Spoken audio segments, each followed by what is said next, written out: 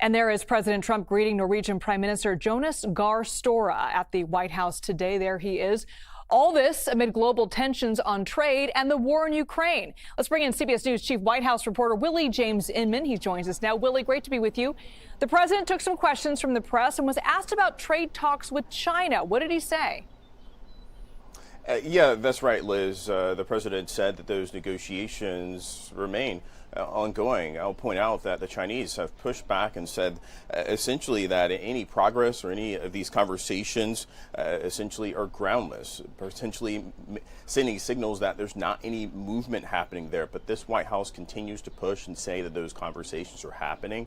The president didn't allude to who necessarily the U.S. government was speaking with, but we do, of course, know that Chinese goods face a 145% tariff. That includes the reciprocal tariff and the fentanyl tariff that the United States put on Chinese goods. So they're perhaps looking for some type of deal here. I'll also mention that the president is looking to talk to other nations as well, including Norway. We, of course, know that Norway is a key ally in Europe, shares a lengthy border with Russia, of course, concerned about the ongoing war, the ongoing conflict with Ukraine and Russia. So perhaps there'll be some conversations about NATO. The president mentioned that trade will come up. Potentially there'll be a deal there. Probably not an announcement, though, but certainly the tensions and the conversations or lack thereof that are happening are certainly something that we're watching here closely at the White House. And Willie, before today's meeting with Norway, the president posted a message to Russian President Vladimir Putin. What exactly did he say? Yeah, that's right. I think we can bring that message up on screen for our viewers. He says that he's not happy with the Russian strikes on Kyiv.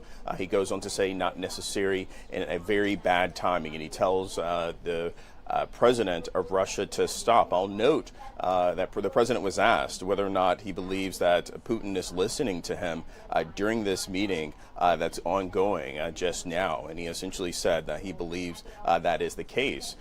Still these negotiations ongoing between Russia and Ukraine, the United States playing a key role there. I'll note that just last week, the Secretary of State mentioned that the U.S. wasn't necessarily going to continue to fly around the world to try to get Ukraine and Russia to come to an agreement. The president oftentimes will say that he has nothing to do with Russia. That it is essentially Biden's war, the former president. But still, this is the president that is the commander-in-chief now, looking to create a deal between Russia and Ukraine. Of course, we know that those conversations continue in the weeks ahead, but still, the president voicing his frustration, at least publicly, with Russia's Vladimir Putin and those ongoing attacks there in Ukraine.